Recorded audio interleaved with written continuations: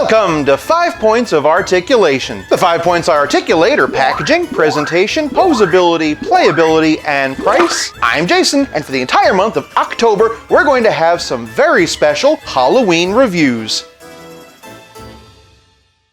Today, Halloween continues with a look at Michelangelo as the Universal Studios Mummy by NECA. Starting off with the packaging, and NECA has outdone themselves. Great picture of Mikey, turtle, and Universal Studios logo up top. It's actually been spot varnished. Michelangelo is the mummy down here, also spot varnished. Through ancient dust and pizza crust lurks Michelangelo as the mummy. Unbelievable turtle terror awaits. Mikey comes to life. Is it dead or alive? The party dude is out of his tomb. Pretty sure I saw that in a church sign for Easter. Beware the curse of Cowabunga! You've been warned. I love everything about this. It really reminds me of an old-timey movie trailer. The only thing I could possibly love more? The inside. Great shot of Mikey on the interior flap, and a wonderful window into all the goodies we're going to get. In a way, this box is almost like a sarcophagus on its own. For packaging, I'm giving Mummy Mikey 1 whole point. Moving on to presentation, the Mummy Michelangelo stands at 6.5 inches. From the top, we can see that Michelangelo is long past being a teenage mutant ninja turtle. I love the wizened cracks around the mouth with the little teeth poking through. Much like Jason Voorhees, he has one droopy eye and one open one. More cracks on the top with lots of nice painted detail to bring them out. And a kind of flexible bandana sticking out the back. Naturally, he's wrapped up in bandages. Nice tears and weathering on those. Looking closely, we can still see some shell poking out, also around the collar. Nice bit of detail they could have skipped and nobody would have noticed. I love the crisscross bandages in the front to replicate the harness for his nunchucks. And then moving over to the arms, we see some more cracky skin and bandages, as well as his elbow pads, drooping bandages hanging off the forearm, and his craggy mummy hands. Moving on down, we have some incredible detailing on the belt. The buckle itself is a scarab, but the face does kind of look like a Ninja Turtle. Over here we have the Eye of Ra, Eye of Horus on this side, and I'm pretty sure the Wings of Isis back here. While we're back here, the shell is particularly impressive. All sorts of sculpted hieroglyphs throughout. Here we have an Ankh, a very appropriate turtle, a little bit of green in there too, a footprint no doubt for the Foot Clan, a suspiciously ninja star looking star, and whatever these are. Moving on down the legs, and we can see some more wraps. Go ninja, go ninja, go! Oh,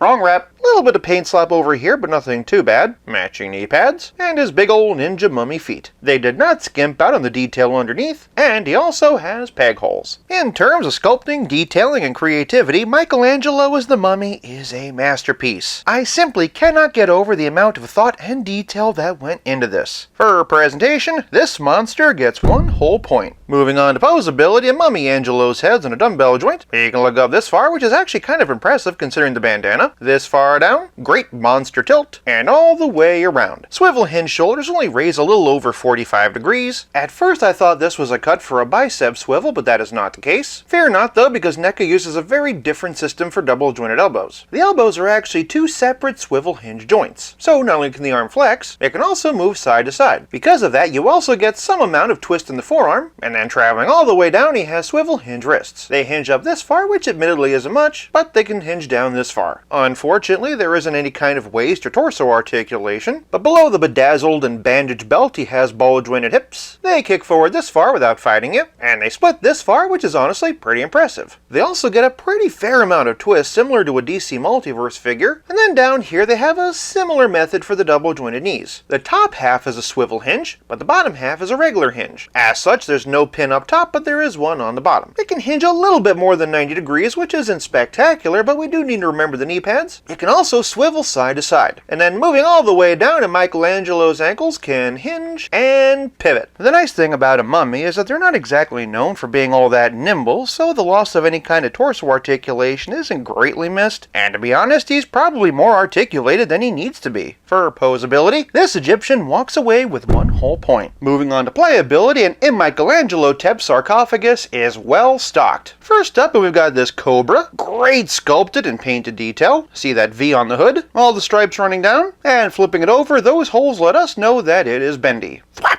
thwap, thwap, thwap, thwap. The nice thing about an accessory like this is you can use it in a lot of different displays. Being a mummy, he of course comes with some extra wraps. Go ninja, nope! Not doing it again. Of course you can dangle those from his various parts. And then, in addition to the open hands we've already seen, he also comes with a pair of fists. These are a really nice addition, which I don't think anybody would have missed if they weren't there. He's supposed to come with a couple of accessory holding hands, but unfortunately mine comes with two left ones. That's interesting to me because if you remember, my original Mummy figure also came with two of the same hand, meaning that this review was clearly meant to be. It also means I need to contact customer support. And hey, do you remember in my Ninja Turtle vs. Street Fighter video when I complained that Michelangelo's nunchucks were droopy? Well, guess what? I'm a hypocrite. These Ankh nunchucks have droopy chains and I absolutely love them. There is also a nice little gap there so you can tuck them away in his belt. Of course, I've saved the coolest accessory for last, this alternate desiccated head. He's got big bulging eyes and a toothy, gaping grin. What makes it cool is the fact that it's based on this original mask, which is now long since rotted. And what makes it extra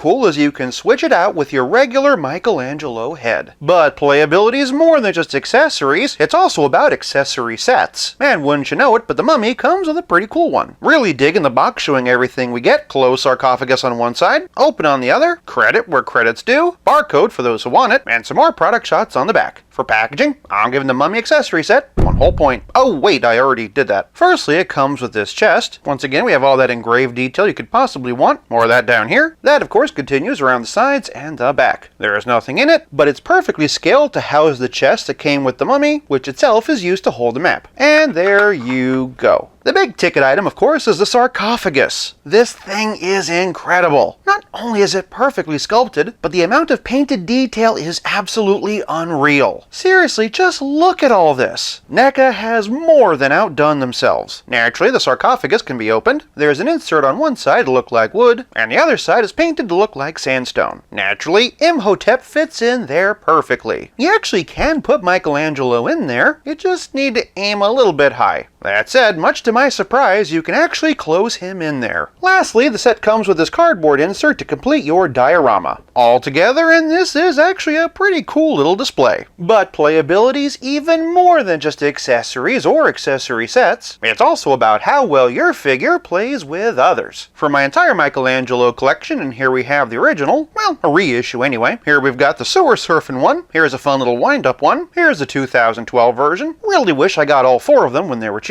Here we have the movie version upon which this was based. And lastly, here we have the new Street Fighter 2-pack version. Somehow, this one looks scarier. Of course, since this is Michelangelo was the Mummy, we've got to bring out the actual Mummy. And then for a rotoscale comparison, here he is with Pizza Spidey and the Spectacular Spider-Man. And as always, here he is with Stealth Iron Man. I mean, come on. Is there any doubt? For playability, Mummy-Angelo gets 1 whole point. This leaves us with nothing left to discuss but the price. I found Mummy Mike at Target for $36.99. Given how much work went into him and everything he comes with, I more than feel like I got my money's worth. As for the accessory set, I found that at FYE for $40 and I'm very happy with it as well. There's a lot that can be said about NECA and their price increases, but this is one time they don't deserve a bad rap. Go Ninja, go Ninja, go! I said they don't deserve a bad rap. For price, I'm giving Michelangelo 1 whole point for a grand total of 5 out of 5.